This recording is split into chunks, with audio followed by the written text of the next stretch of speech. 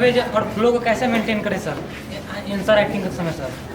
मतलब आपको public speaking में दिक्कत जाती है?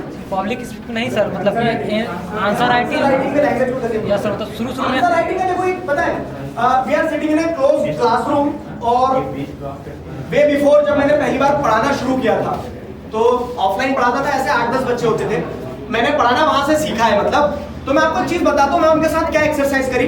फर्स्ट डे जब मैंने पढ़ाया क्लास में और मैंने कहा कि आंसर लिखो, तो तब क्या हुआ, तब बहुत सारे बच्चे जो आंसर लिखने में मतलब ऐसा लिख रहे थे कि सर कहीं जा रहा, पैर का कहीं जा रहा है आंसर का।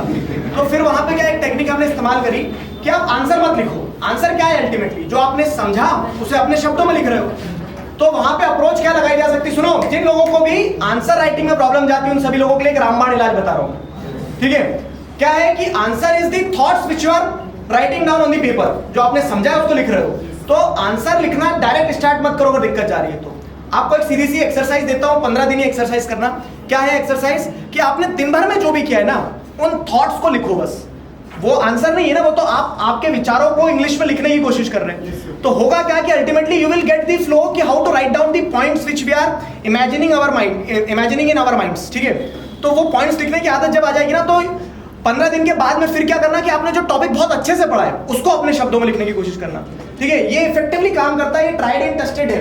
मैंने अपने इनिशियल बैचेस में ट्राई किया था और रिजल्ट देखा था। तो जिन बच्चों के आंसर शुरुआत के साल के सेशन में बहुत ज्यादा इधर उधर टेढ़े मेढ़े थे, तो उनको एक फ्लो मिल गया था, वो अपने आप को एक्सप्रेस कर पा रहे थे। तो ये चीज का काम हो रहेगा।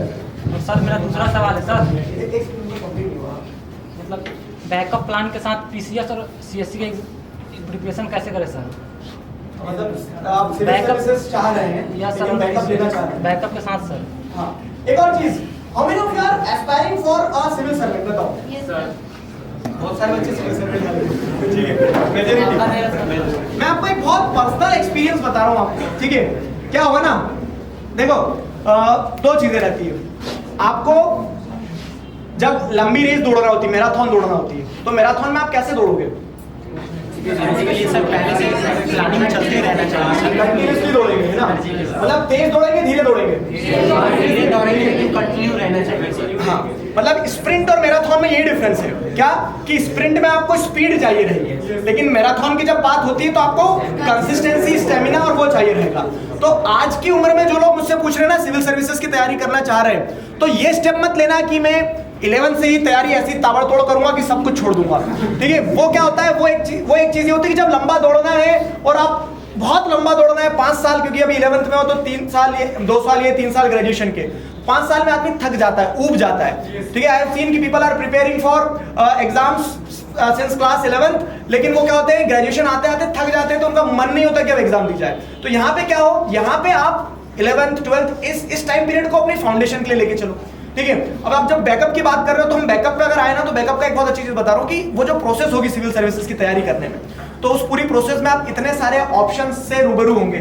सिविल सर्विस सिर्फ एक एग्जाम की तैयारी नहीं, वो जीवन की तैयारी होती है, ठीक है? तो आप उस पूरी प्रोसेस में बहुत कुछ ऐसा सीखेंगे जो आपको अपने आप बैकअप के लिए तैयार करवाएगा, ठीक है? I do know some people, ठीक है, कुछ टीचर्स हैं, तो उनसे एक बार बातचीत करते हुए उन्होंने ये बताया कि जो आदमी ईमानदारी से सिविल सर्विसेज की तैयारी कर लेता है और उसकी सिविल सर्विसेज अगर क्लियर नहीं होती है, तो ये तय रहता है कि वो ऐसा नहीं है कि कुछ नहीं कर पाएगा जीवन में, ठीक है? अल्टीमेटली एक बहुत अच्छा ह्यूमन बीइंग तो बन जाता है वो, ठीक है? तो क्या रहेगा कि आप सिविल सर्विसेज की तैयारी करोगे तो automatically you will open to different horizons, आपको अलग अलग चीजें मिलेंगी। और उसमें अगर आप बैकअप के साथ जाना चाह रहे हो तो जैसे ऐसा नहीं है, लोग साइंस लेते हैं, आईआईटी क्लियर करते हैं, आईआईटीएन बनते हैं, बहुत अच्छा पैकेज लेते हैं, काम करते हैं, जॉब छोड़ते हैं और फिर सिविल सर्विस की तैयारी करते हैं, तो उनका भी क्लियर होता है। लोग ऐसे भी होते हैं जो 11 से तैयारी करते हैं, उनका भी होता है। मैंने क्या बताया, चांद अपने समय में चमकता है, सूरज अपने समय में चमकता है।